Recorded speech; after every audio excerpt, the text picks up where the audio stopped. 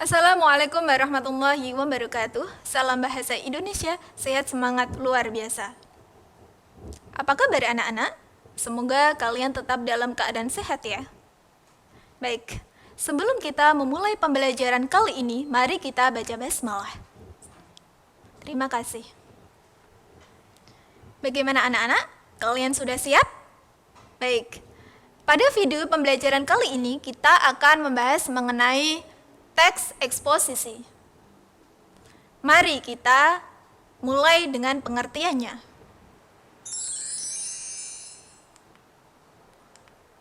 Teks eksposisi merupakan teks yang berisi informasi suatu hal atau gagasan yang dapat memerluas pengetahuan pembaca atau pendengar.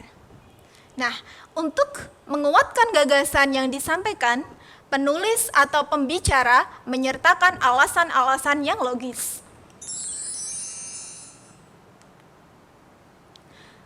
Selanjutnya yaitu struktur teks eksposisi. Apa saja struktur teks eksposisi? Yang pertama yaitu tesis atau pernyataan pendapat. Yang kedua, argumentasi, dan yang ketiga, penegasan ulang. Selanjutnya akan saya jelaskan secara detail mengenai masing-masing struktur teks eksposisi. Yang pertama yaitu tesis atau pernyataan pendapat. Bagian ini merupakan pembuka dalam teks eksposisi. Bagian ini berisi pendapat umum yang disampaikan penulis terhadap permasalahan yang dibahas dalam teks. Yang kedua yaitu argumentasi. Berisi penjelasan untuk mendukung tesis yang disampaikan. Argumentasi dapat berupa alasan logis, data hasil temuan, fakta-fakta, bahkan pernyataan para ahli. Argumen yang baik harus mampu mendukung pendapat yang disampaikan penulis atau pembicara.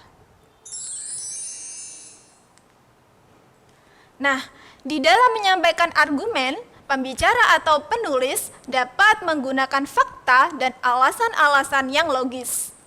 Fakta-fakta disajikan dalam kalimat fakta, sedangkan alasan yang logis disajikan dalam kalimat opini. Berikut adalah contoh dari kalimat fakta dan opini. Indonesia menjadi penyumbang terbesar kedua untuk sampah plastik di laut setelah Tiongkok. Ada 4 sungai di Indonesia termasuk diantaranya 20 sungai yang paling tercemar. Nah, di sini ada data berupa angka yang menunjukkan bahwa ini adalah kalimat fakta. Selanjutnya, contoh kalimat opini. Jika masalah ini terus tidak terkendali, akan terdapat lebih banyak plastik daripada ikan di laut. Jadi, perilaku konsumen harus berubah.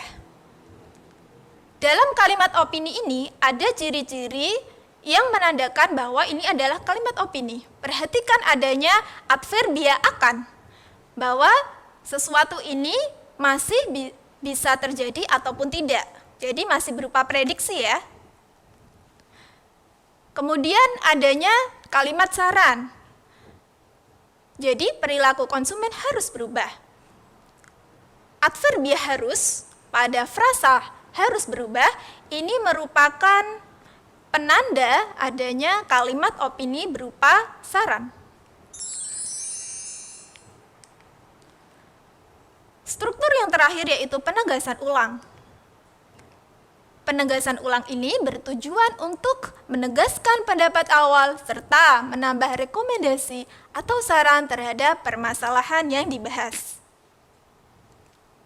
Bagaimana anak-anak? Sudah jelas? Baik, akan saya lanjutkan.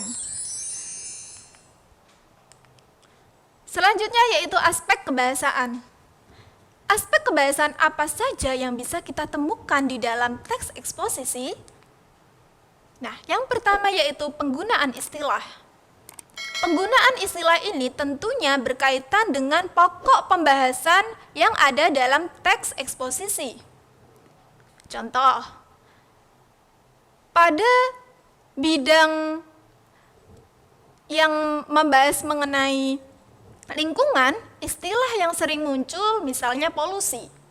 Nah, istilah polusi ini memiliki makna yaitu pencemaran. Selanjutnya, jika pada bidang ekonomi, maka istilah yang biasanya muncul yaitu konsumen, yang memiliki makna yaitu pemakai barang hasil produksi atau pemakai jasa. 2. Kata sifat atau adjektif.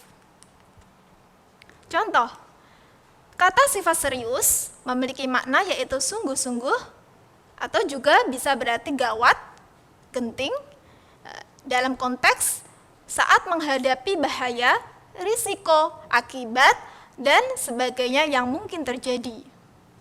Selanjutnya, kata sifat bagus bermakna baik sekali. Yang ketiga yaitu afiksasi atau proses pengimbuhan. Perhatikan contoh berikut.